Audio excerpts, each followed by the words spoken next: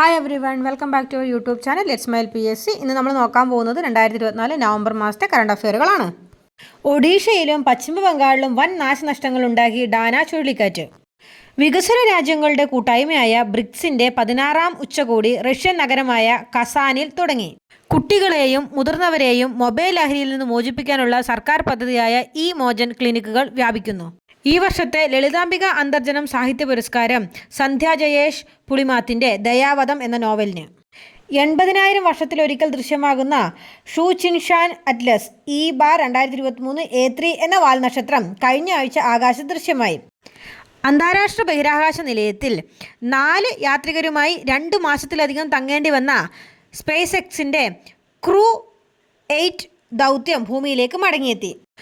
പാകിസ്ഥാന്റെ സാംസ്കാരിക നഗരമായ ലാഹോർ ലോകത്തിലെ ഏറ്റവും വായുമലിനീകരണമുള്ള നഗരം. സംസ്ഥാന സർക്കാരിൻ്റെ പരമോന്നത സാഹിത്യ പുരസ്കാരമായ എഴുത്തച്ഛൻ പുരസ്കാരം NS മാധവന് 5 ലക്ഷം രൂപയും പ്രശസ്തി പത്രവും ഫലവും അടങ്ങുന്നതാണ് പുരസ്കാരം. അദ്ദേഹത്തിൻ്റെ തിരുത്ത് എന്ന കൃതിക്കാണ് പുരസ്കാരം. 2020 ക്രിക്കറ്റിൽ തുടർച്ചയായി 2 സെഞ്ചുറികൾ നേടുന്ന ആദ്യ ഇന്ത്യൻ താരമായി മലയാളിയായ സഞ്ജു V. സാംസൺ. ഈ വർഷത്തെ ബുക്കർ സമ്മാനം ബ്രിട്ടീഷ് സാഹിത്യകാരി സമാന്ത ഹാർവിയുടെ ഓർബിറ്റൽ എന്ന നോവലിന്.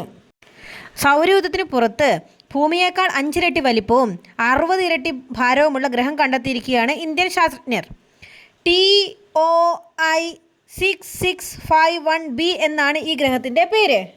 കുഴിബോംബ് കണ്ടുപിടിക്കാൻ സഹായിക്കുന്ന ഏകലവ്യ എന്ന് പേരിട്ട ഡ്രോൺ വികസിപ്പിച്ച് കേരള ഡിജിറ്റൽ സർവകലാശാല.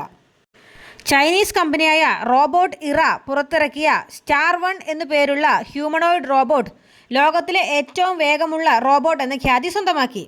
അമേരിക്കയുടെ 47ാം പ്രസിഡന്റായി ഡൊണാൾഡ് ട്രംപ് 2025 ജനുവരി 20 സത്യപ്രതിജ്ഞ ചെയ്ത് അധികാരമേൽക്കും. 78 വയസ്സ് പ്രായമുള്ള ട്രംപ് US പ്രസിഡന്റാകുന്ന പ്രായം കൂടിയ ആളാണ്.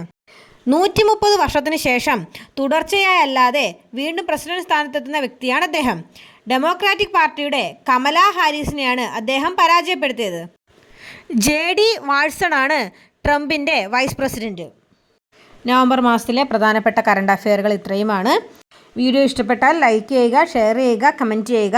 അതുപോലെ തന്നെ ഞങ്ങളുടെ വീഡിയോകളുടെ നോട്ടിഫിക്കേഷൻ ലഭിക്കുന്നതിന് വേണ്ടിയിട്ട് സബ്സ്ക്രൈബ് ചെയ്യുകയും ബെല്ലൈക്കൺ എനേബിൾ ചെയ്യുകയും ചെയ്യുക. Thank you. ബൈ.